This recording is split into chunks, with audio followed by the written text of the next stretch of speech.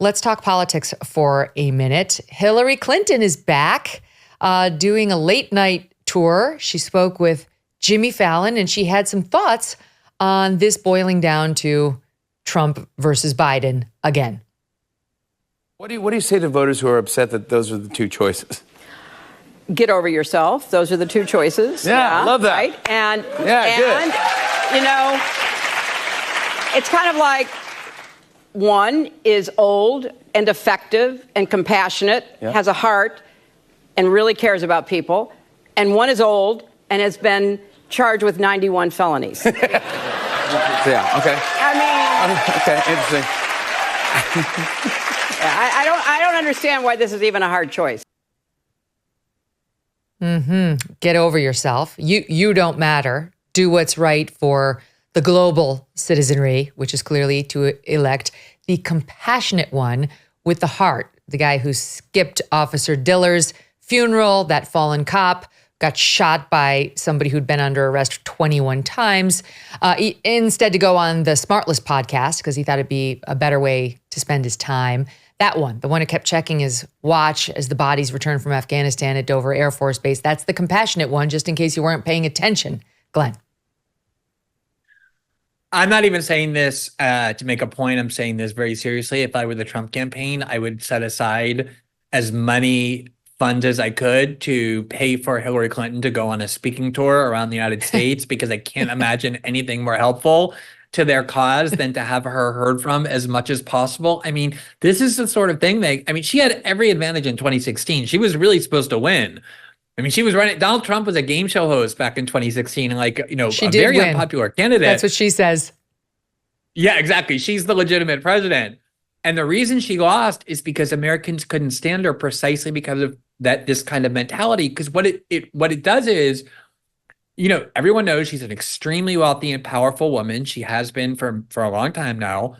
And Americans are looking at their political system. They don't like it. They're looking at their way of life that they're very worried about. And she's basically saying, not even a pretense of empathy. She's saying, we don't care about your dissatisfactions. You need to do what you're told. And what you are told is to ignore and forget about and get over your dissatisfaction with your political choices and the system that we're providing you, and just go to the polls and do your duty and elect a Democrat, elect Joe Biden, because I, Hillary Clinton, think he's the better human being. Just so entitled and so arrogant, and so just issuing these decrees to people with no attempt to persuade them. Who is going to respond to something like that? But, the other thing that is like Jimmy Fallon, I have to say, I've never seen anybody more unctuous and just sycophantic on television than Jimmy Fallon. He just oozes over every guest. But in this particular case, she's delivering a very partisan message. Okay, that's fine. You have Hillary Clinton on your show. That's what she's going to do. But he was agreeing with every word she was saying. And even before you cut it, after you cut it off, he was like, yeah, exactly. Couldn't agree more. I love that message. Get out and vote.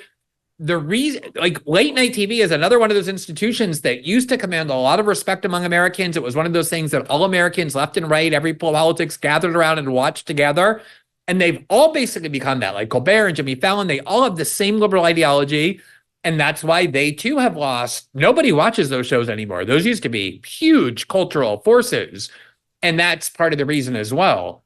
I did something I rarely do this morning. I went on Huffington Post, and they have a whole line of the late night hosts and little clips from them. Every single one, they were bashing on Trump.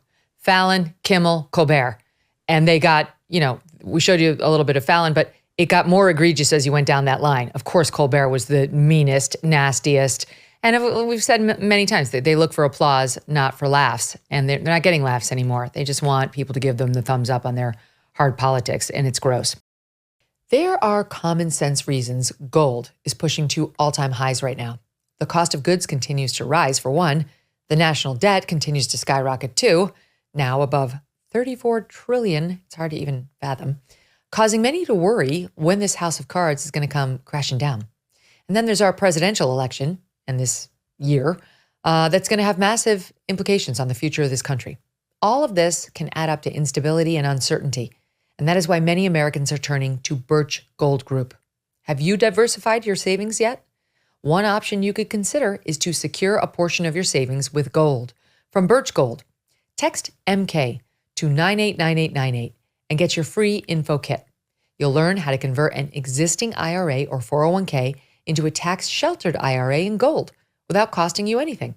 Birch Gold has an A+ rating with the Better Business Bureau and thousands of happy customers.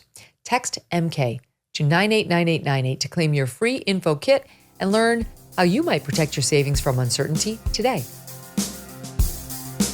Hey, thanks so much for watching. If you like what you just saw, hit the subscribe button for more clips and full episodes.